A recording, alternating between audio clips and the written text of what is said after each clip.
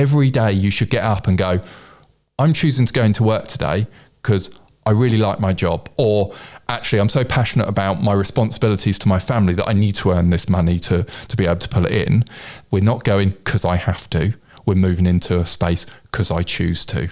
A lot of the time we think things are outside of our control, but actually we still have a choice.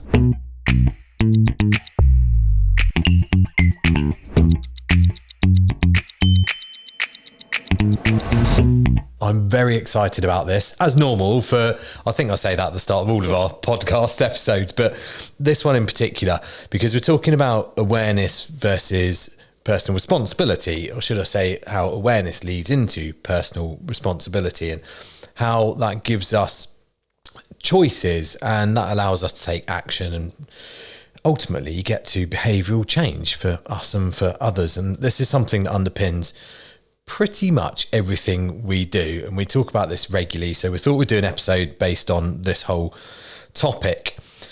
Before we jump in, stick with us. At the end we'll give our 3 leadership sound bites.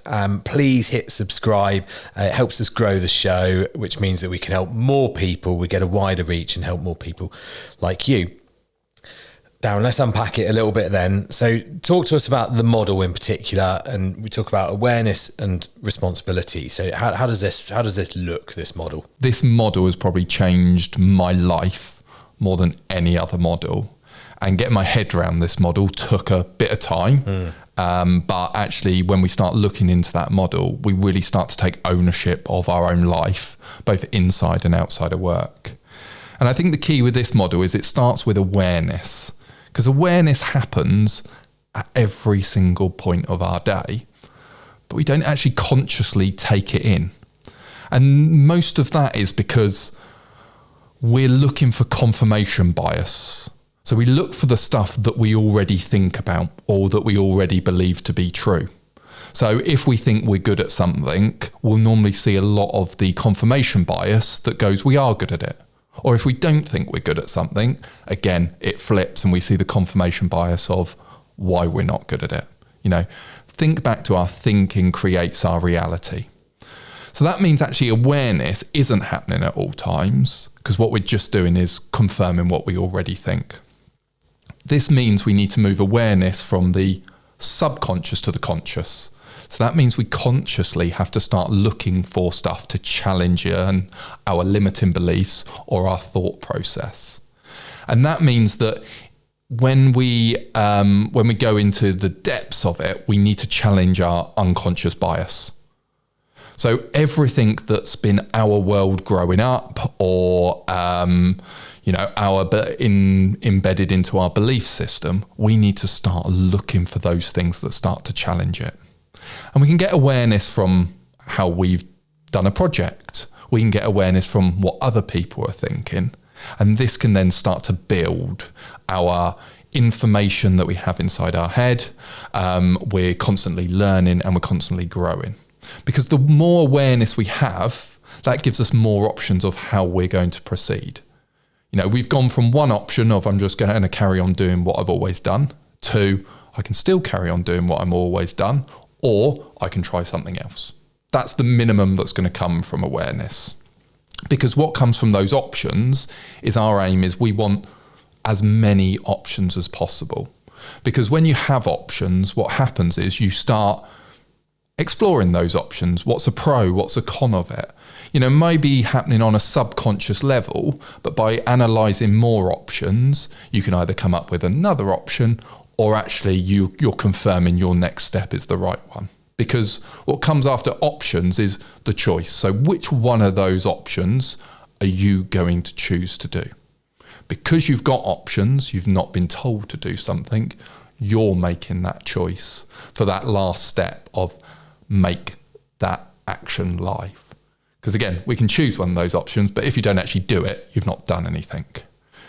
So what we need is awareness that creates those options, that allows us to make a choice, that makes an action, that leads to personal responsibility. And that is the key, is it starts with that awareness piece and giving people those options before they can take personal responsibility. Because for us, it's about growing awareness so we can choose that best option. But for others, it's making sure they move into an awareness space so they can take personal responsibility instead of just telling them what to do, where actually the personal responsibility lies with us telling them instead of them doing it. I feel like we've gone up the ladder to the highest diving board and dived straight in the deep end with that. Let's unpack some of this. You mentioned unconscious bias and confirmation bias. What are those? So unconscious bias, what does that mean? So unconscious bias is around us thinking about that people think of stuff in the same way that we do. And again, it's those biases that we have, like preferential on, let's say, how we learn, for example. That's an unconscious bias because we don't know that we've got a bias to produce training that looks like ABC, but because we like it that way, that's what we produce. And it can be the same at work when we think about how we like to be communicated to. Then actually the chances are we communicate to others in that way and then don't understand why they respond how we want them to. You can go all the way over to, biases around people's personalities, people's background, upbringings, and all things like that. That is all brought into that unconscious bias that you can only really know what you've lived. Actually, what we want to do is challenge those unconscious bias and learn more about it so we can start to understand other people's point of views better. Yeah, for me, it's about making it conscious because then you can do something with it. And the example I normally go to with this, if we look at HR, is around recruitment, that I recruit person A over person B because they support the same football team as I do. Or more realistically, they've been through the same education system as me, or because they dress in a similar way to me. So we're building connection on those aspects, or we're choosing that person rather than choosing them because of the character traits, the behaviors, the experience, the knowledge, the skill set that they're going to bring into the business and help the business grow, fit in with the team. So it's about making it conscious. And then the other one you mentioned was confirmation bias. So what does that mean? So that's all around, I think this way. So because my thinking creates my reality, what I'm looking for is stuff that's confirming what I'm thinking. So let's say I think I'm a poor public speaker. I could have 20 bits of feedback on a presentation that I've just delivered with one tiny aspect of it. I didn't quite get this point fully. And all you'll do is you'll forget everything else of that feedback and you'll just focus on that tiny bit that confirms what you think. And then you'll go, well, that proves that I'm a bad public speaker. Because our thinking's creating our reality, we are able to just to focus our mind onto those small things. And it can work the other way is if we're really confident about something, overconfident, we can see it the other way, that you could get 20 bits of feedback that are negative, but your brain will automatically look for the positive that shows, well, I'm a great public speaker. That person thinks so, and I will carry on. And actually what you'll do is you'll start going, well, these 19 other people are wrong, because that confirms that I am, and it's because of that other person instead of me. And when we get into give-get, that's a completely different episode. Again, we can only control what we can control, not what other people. And this is about the awareness, isn't it? And I think there's lots of people out there that would resonate both ways. But maybe not so much now as I get a little bit older, a bit more resilient, but definitely in my younger career, I'm not talking sport and work, where I'd be given one little bit of negative feedback and I'd hook onto that because my brain's going to that bit, forget the other 50 really good things that I've done, that I know I've done, or that my manager has given me feedback on. I'm hooking onto that. And we see this all the time in our coaching and our training courses. And for me, it links a little bit with imposter syndrome. It links a bit with that lack of confidence, maybe a lack of resilience as well. Are we saying that to overcome that confirmation bias from the negative perspective, where we hook onto the negative bit, is that about building awareness? Yeah. It's about looking outside of our box. It's about opening our mind to go, I want to see everything that's happening. And I think a really good example of it's on our Train the Trainer program. And on our Train the Trainer program, we have a camera technician come in on day 2 to film it. What this does is this gives the opportunity for the delegates that are on that course to visually watch themselves, to visually gain awareness of how they present, the words they use, the body language they have, without me saying anything. Because I can tell them X, Y, Z. However, that's going to have less of an impact from them looking at it and going, actually, I'm a really good. How I delivered that was fantastic. The body language I used, the conversational tone that I used really had an impact. I'm going to continue to do that. I'm really good at that. However, I also saw this that I could improve upon, because that's linking back into that personal responsibility. Is when I give feedback, a lot of the delegates go, I have to do that. And if it doesn't work at the end, they're probably going to blame me. Where actually, if they watch themselves, establish what sort of trainer they are, build their own awareness that builds those options, that's when people take personal responsibility. And I think on training courses, that's really important, because most people come to a training course going, tell me how to be a great trainer. Tell me how to be a great leader. I don't do any of that. I'm just going to give you awareness so you've got more options to make that choice from, and you will make yourself a great leader. You will make yourself a great trainer from those options that you have. Because when we take personal responsibility of it, appreciation should be set at the right level. If you're being told how to be a good leader, I should get all the appreciation for delivering a fantastic course, but that's completely wrong. That appreciation should sit with you, because I've just created awareness for you to make the choice, for you to take the action. Then you take personal responsibility of everything that happens. And that's what we're trying to get to, isn't it? The personal responsibility. And what we mean by that is, because I've had a choice, and I know what people are thinking right now, because we hear it all the time. Yeah, but I don't have a choice. I've only got this one route I can go down. Now, we'll unpack that in a minute, because we think there's always a choice. However grim or however amazing that is, there's always a choice. But we're trying to get to the personal responsibility bit, because that's the bit where we go, right, now this is me. I'm accountable. I've got ownership over this. I'm responsible for it. So it's about us doing that ourselves, but it's also about inspiring that in others. And we can't get to that point if we don't have awareness. As leaders, or, as leadership in a business, at times what we do is we tell people what to do. We tell them what to do, when to do it, and how to do it. So just think, I'm new to a business. What's the first thing we do? Well, we normally tell them what to do, because they're new. They don't know any of this stuff.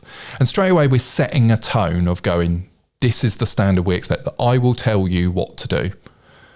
Now, you're actually taking away a lot of my choice, or you're limiting my choices to either I'm leaving after day 1 because I don't like it, or I'm just going to do it.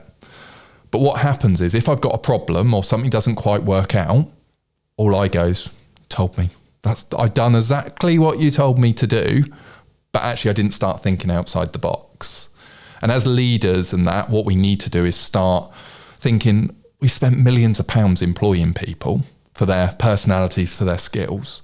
Well, how can I create the space for awareness to be discovered? And this could be me giving them feedback. This could be me giving them an outline. This could be me giving them a destination where we want to go. But make sure that options and choice space sits firmly with them, with the action that they're going to take, because that's where we want is everyone to take personal responsibility of the job that they've got, and actually take advantage of the skills that they have to be able to move that business forward. I really view the awareness piece on both sides of it. Let's use the example of you and I working together. We've been working together for 8 months now, 9 months. And I'm a strong believer now in my career that you bring experts in, you bring the right people in around you, and I'm not threatened by that. There's a time in my career, and been vulnerable and open about it, when I wouldn't have wanted to do that, because I felt like I had to be the leader. I had to be the expert in the room. Now I'm much more comfortable around actually, do you know what? Let's get some great people around me, because then look what we can do. Then look at the results we get. So for me, it's about the awareness of me creating that space for you to build your awareness around BCF, around media first, around AI coaching, around all these different things that we do.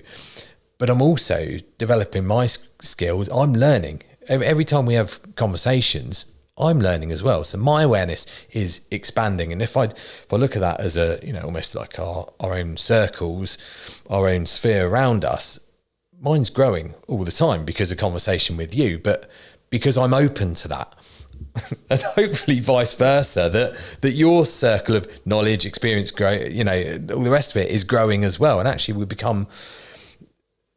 we create more chances of performing to a higher level because we're sharing between us.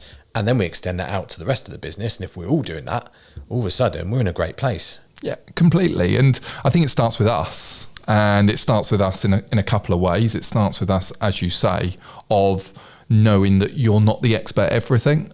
As leaders at times, we are responsible for achieving the results. Now, I see things slightly differently. I say we're responsible for developing the people, the culture, and the values for others to achieve that result. And so when we're starting to think of that space, we're creating it that then goes, so I'm no longer telling people what they need to do to achieve the results. I'm giving them the awareness, the space to create their own awareness, to give them the options to achieve those results. Because what we've got to understand as leaders is if we tell people how to do something, we're limiting the success, because we're limited by our own thoughts, our own knowledge, and our own skills. When we start thinking about it as a team, we're no longer limited just by ourselves. Because guess what? Everyone can give their opinion, and you can still go, no, I think the best option was mine, and we'll go forward. Or we can put that space out for the team first. You can bring all that knowledge together, that awareness together that's given you more options as a leader, and gone, actually, I've listened to you, and I think I'm wrong. Or actually, I've built on what I originally thought through your suggestions, and now we're moving into the best possible outcome. Because people are too limited by achieving an outcome. Achieve the best possible outcome that's best for you, both best for your team and best for the business. And you and I were doing this recently on a project where my comment to you was, don't take this to heart, but I'm going to be really critical with it. Now, that's, to me, that's awareness, because what I'm saying to you is I'm going into this critical realm because we want to get something that is, it's not about perfection, but it's about world-class standards. We're driving to that. And the only way we're going to do that is to unpick and analyze all of it, be like critical thinking, root cause analysis around it. So we did that. And then you come back with yep, I'll take that point, but I don't take that point. And here's the reason behind it. Now that's building awareness around this project that we're developing. And that helps us get into a good space in terms of delivering it, because my views, when I write my comments, I'm convinced that's the right thing. But by you then coming back to me on that and challenging in a respectful way, as we always do, that builds my awareness of going, okay, yeah, that's a fair point. Yeah, I get that. I can see why that fits there and that bit needs to go over there. And then you get to the right solution at the end of it. But I think if we take that awareness piece away and, one way or the other, we could have just dictated and gone, Dan, this is how it's going to be. You don't end up with the same quality of product. You don't. And that is set at that cultural level. And that is vital, is if a leader doesn't set that space that their employees or the people below them in hierarchy, or even people around them in the hierarchy, cannot challenge, it naturally stops at a certain place. So what normally happens in business is someone submits a piece of work and then they hand it over to their manager, who gives a load of feedback, and they put the feedback into it basically and goes, it's all done. The manager's happy because it's exactly what they wanted. Well, actually, we want to move to a space where, no, it doesn't stop there. There's some pushback because I'm employed to do a job, and your opinion and my opinion are on the same wavelength. They're still completely valid. Now, you may still have a title that says actually, no, I want to go down this route, but that should only be a last resort. What we need to do is create that culture where awareness is celebrated, and awareness doesn't just come from top down. It comes from bottom up, side to side, and that's creating a real safe space for feedback, disclosure, and people also discovering new things about them, whether that's a skill, whether that's a knowledge, all of those things. All of that will increase the awareness that our teams have. I'd like to dive into the model, and let me just paint the picture so we're clear about what it is. So it starts with awareness. Off the back of awareness, we create options, multiple choices or multiple routes we could take. We're not committed at this point, but that we could take. That allows us to make a choice. If we've only got one thing on the table, that's not an option, therefore we don't have a choice. That's when we get stuck. And this is when I do hear people say, but I've got no choice. Well, if there's only one thing, there is a choice, because we can either do it or we don't do it. And we make it that clear. However, we do understand reality, in the workplace and restrictions, all of that kind of stuff. So we go awareness, options, gives us a choice. Off the back of the choice, we can make a decision. So we put something into action from there. And then that gives us personal responsibility. I've worked with plenty of people, but there's one particular person that springs to mind several years ago, very senior in a business that I was working with, and kept talking about accountability. Everyone's got to be accountable for what they're doing. And I kept asking, what does that mean? What do you mean accountable? Explain it. Could not explain it. To me, the accountability bit comes out of the personal responsibility, because we've been able to make the choices. So give me a little bit of a run through in terms of how the choice creates an action, and then that leads to personal responsibility. I'm going to use an example where most people think they don't have a choice. So let's say you work in an environment that either you're in a job that you don't really enjoy, or you've got some aspirations to be something else. However, you've got a mortgage to pay, you've got bills to pay, etc., etc. So a lot of people go, well, I was stuck because I had A, B, C. Well, actually, straight away, we need to open that up and go, you can either carry on working in that place, or you can leave and go and work somewhere else, or not have a job at all. Now, what I'm never saying is that the options are easy, okay? And so we do have to think about, oh, well, I've got a mortgage and I've got this to pay, and, all of those aspects, because that's your pros and cons. But just by giving you that options, those two options, that's the start of you taking personal responsibility. Because even if you choose that I'm going to carry on working here to pay, I've got children or a family to support, so I've got responsibilities. At least when we get to the bottom, you go, but I've chosen to stay here instead of I'm just here. So it's really important, because it starts to open that mind to go, yes, I do have options. So what we have is we open our mind up to different options by gaining that awareness. Then we move to a choice. So again, what am I choosing to do next? What is my choice out of all those options? Which one of those am I going to go, yeah, that's the one for me? And then from that, and a lot of people will go off training courses at that choice level. They go, yeah, actually, I've seen X model, Y model, and I'm going to take that back to the workplace. But it stops there, and they don't actually do it.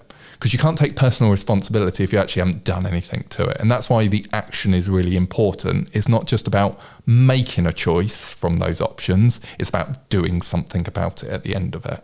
And only when we've done it do we then take personal responsibility of what happens afterwards. That's both positive and negative, but actually we take responsibility from it, because what we get from that is more awareness.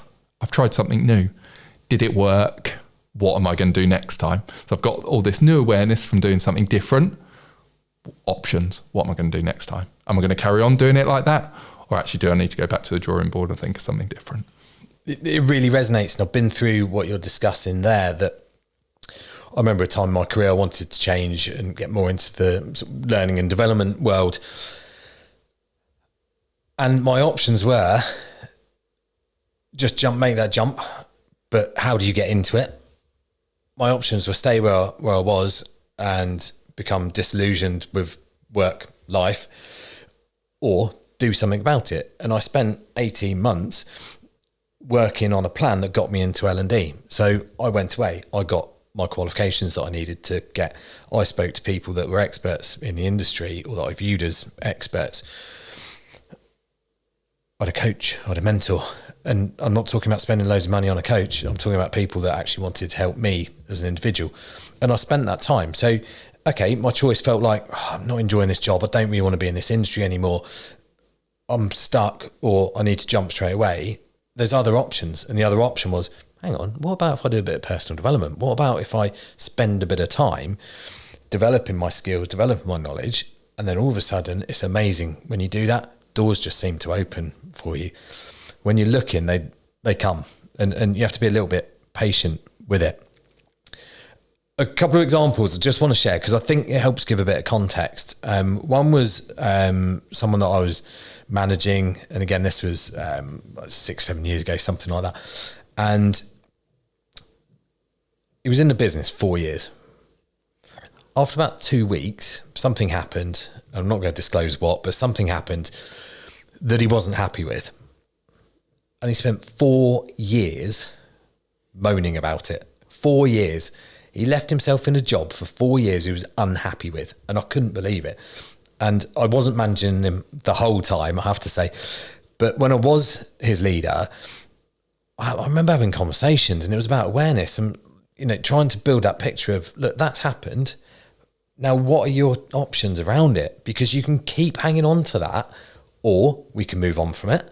Or we can find another route, we can find you another pathway within the business, or you can exit the business. And that's not me kicking you out, by the way. That's me just giving you the awareness. There are other options out there, because ultimately as a person, and I liked him, I want you to be happy. I don't want to keep you here if you're not happy.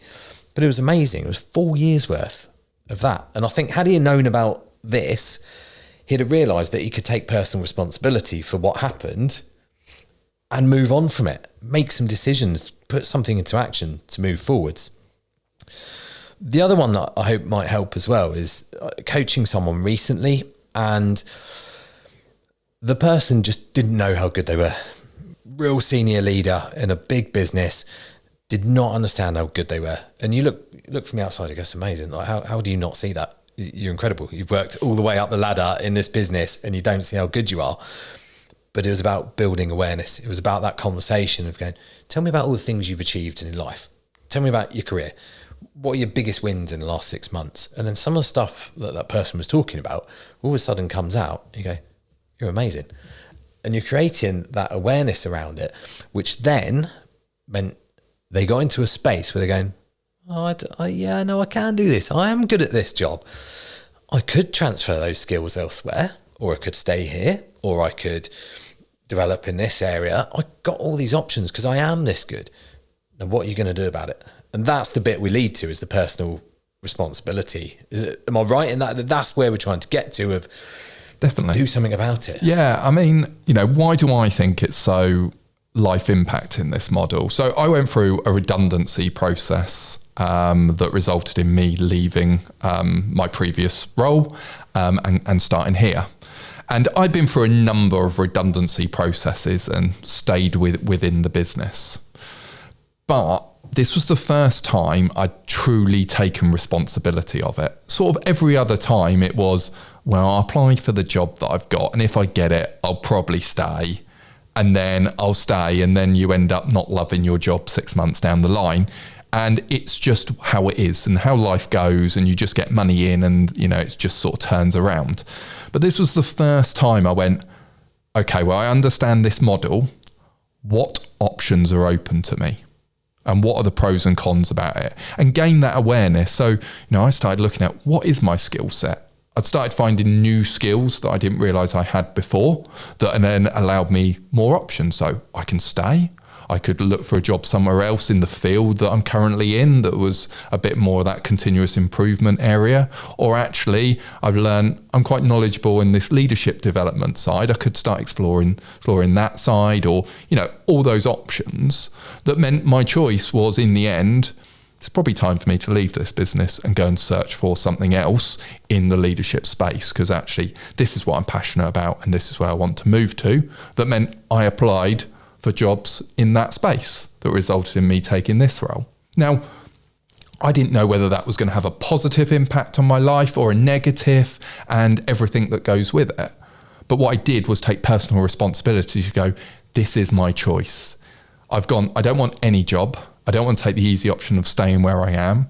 And I don't want to take the easy option of going somewhere else, but in the same field. Actually, this is my time to go, I want to do something different, for better or worse. And then from taking this job, that's given me more awareness of skills, but also areas that I still need to work on.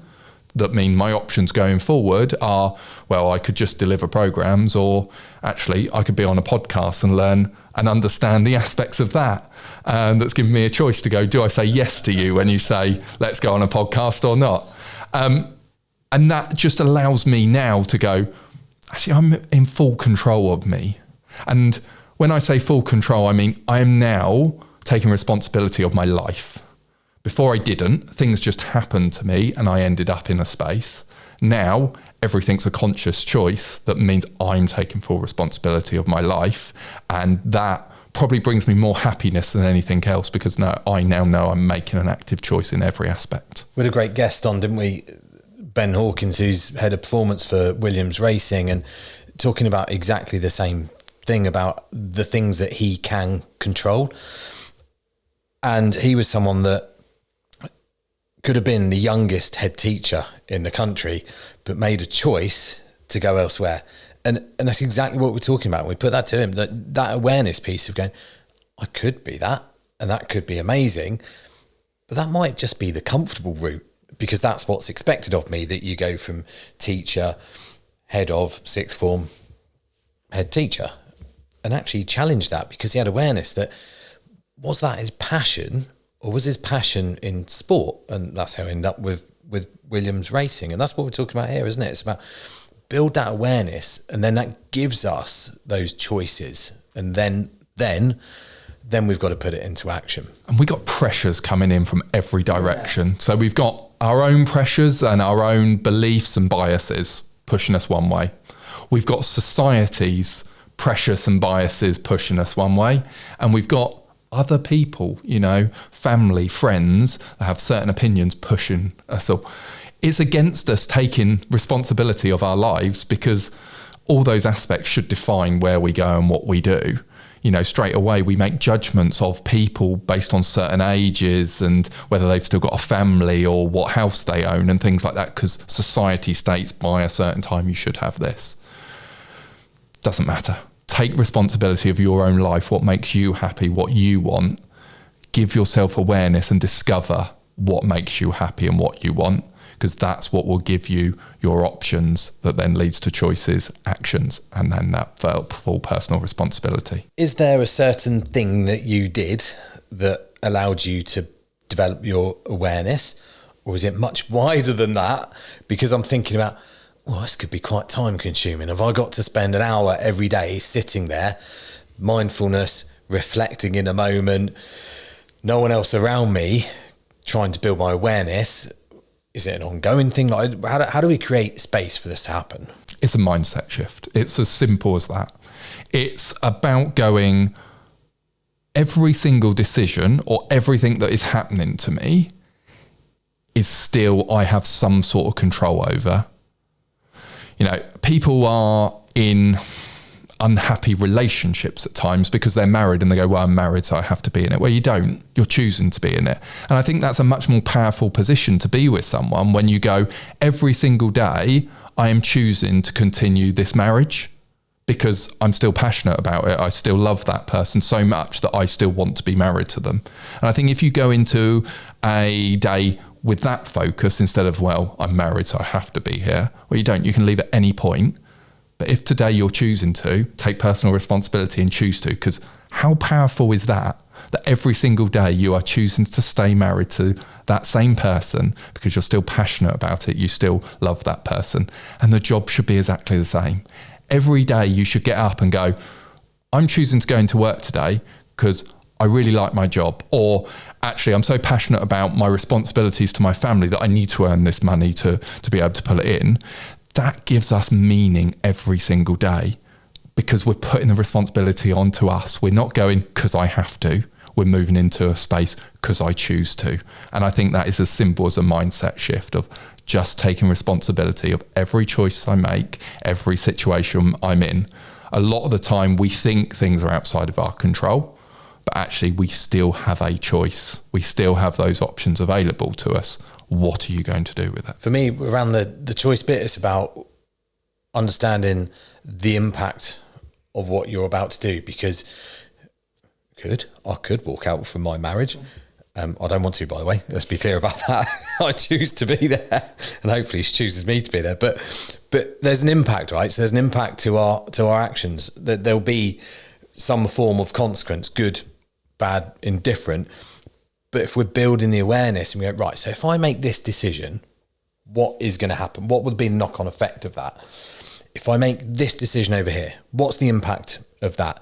And again, that helps us make a choice, a sound choice, to be able to move forwards.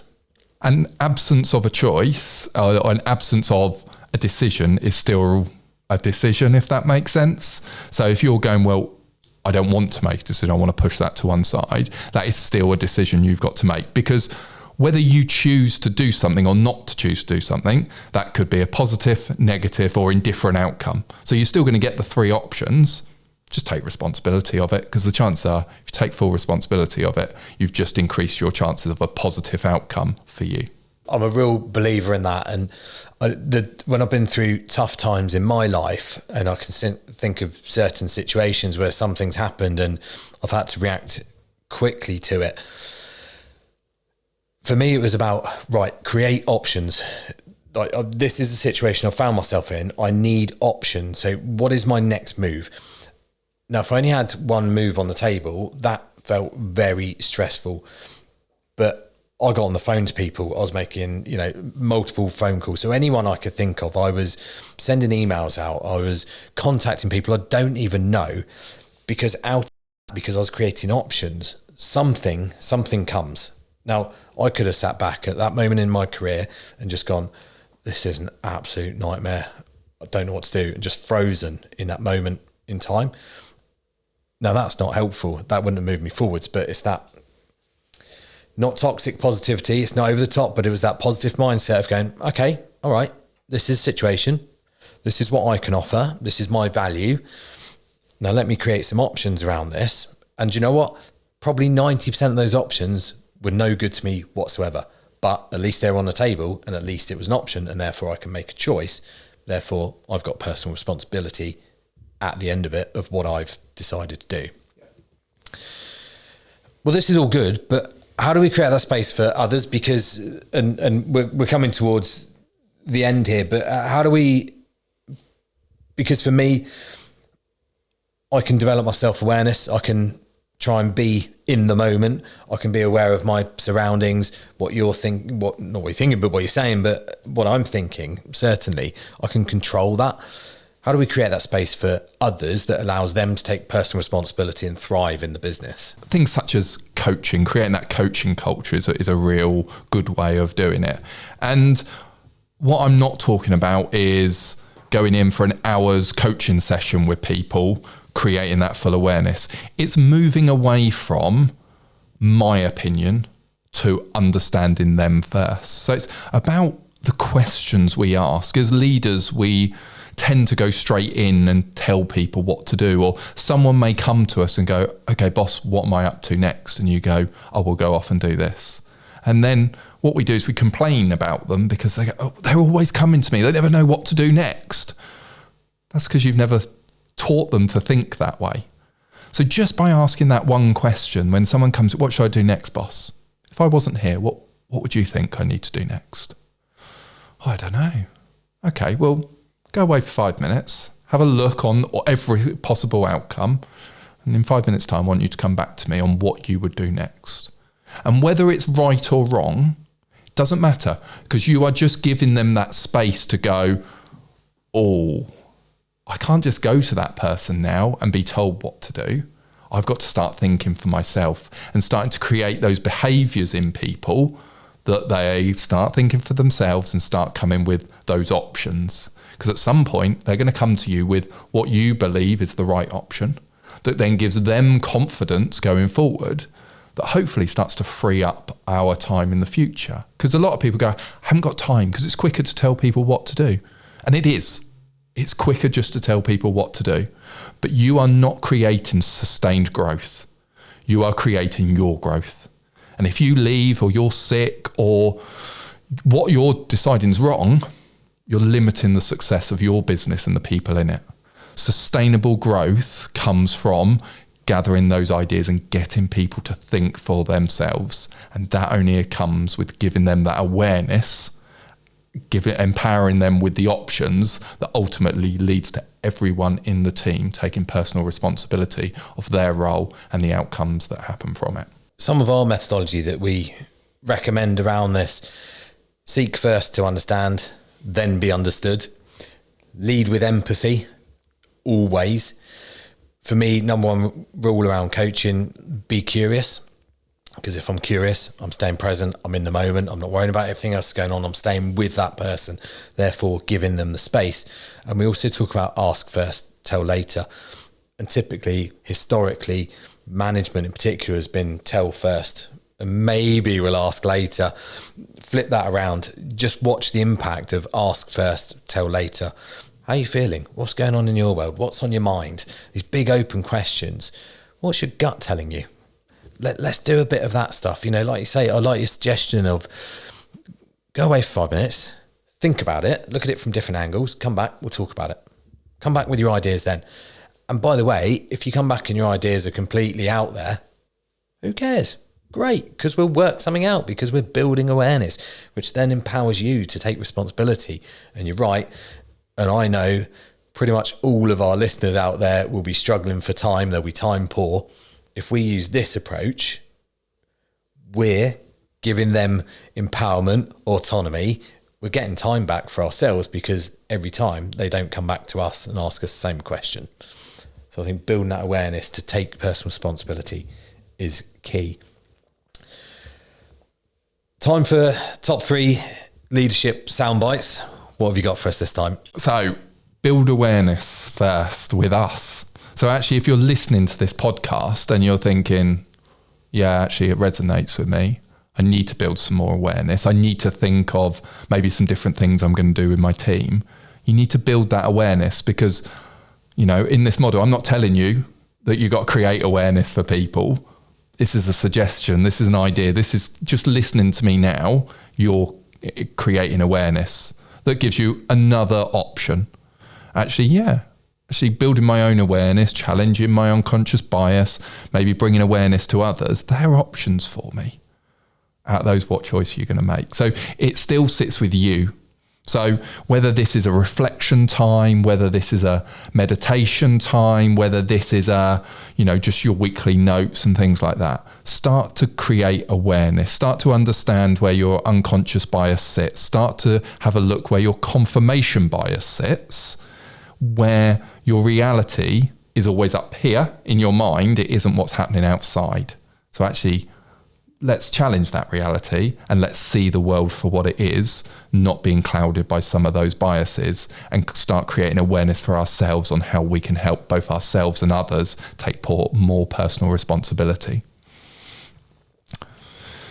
Second will be create awareness for others.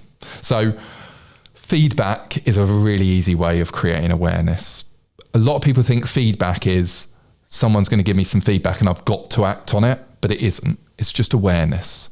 So don't hold back feedback from people, because feedback's all about people reaching their natural potential.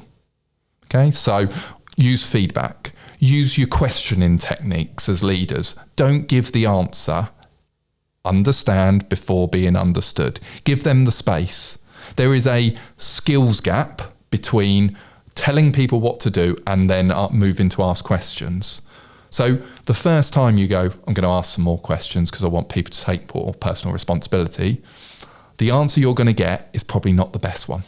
But that's because they're used to a different style of management or leadership that is, I'm going to be told what to do. So give them the opportunity to prove to themselves and to prove to you that actually they do have the understanding and the options.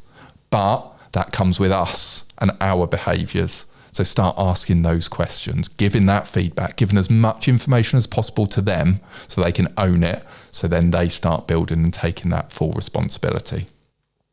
Because ultimately, this is about personal responsibility and the behavioural change that then comes with it. Because people will have a choice. People can go, no, I like to be told what to do, when to do it and how to do it.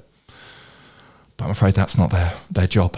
Their job is to take personal responsibility of their role. And in that is deciding some of the actions that they're going to take. And actually it's about us encouraging it, giving that growth space so people can reach their natural potential. Because when people reach their natural potential, the chances are they're going to maximise their income because they're great at their job. They're going to maximise job satisfaction, so they're going to be happier at work. Chances are if you're happy at work, you're happier in your life. And actually, that's all we want from life, isn't it? To be happy. And we can create that in the workplace. And us as leaders can have an impact on people's lives, not just now, but going forward in the future. And I think that's really powerful that someone can still be talking about us in 20, 30 years' time and the impact that we had on their career, but also their life. Darren, awesome. Thank you very much. Insightful as ever. Love listening to that and talking about it as well. Thank you all for listening as well. Don't forget to hit subscribe and please leave some comments, and we'll see you next time on Sound Leadership.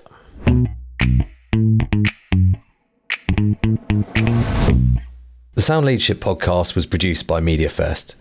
To learn more about the media crisis and communications training, visit mediafirst.co.uk. The editor and producer was Darren Wingham. The show was hosted, written and researched by me, Dan Boniface. A special thanks to all the team at Media First and the BCF Group for supporting the development of this podcast. To learn more about the management, leadership, training and coaching that the BCF Group offer, visit thebcfgroup.co.uk or get in touch by emailing hello@thebcfgroup.co.uk. Finally, a special thanks to our exceptional guest today, who you can contact via the BCF Group.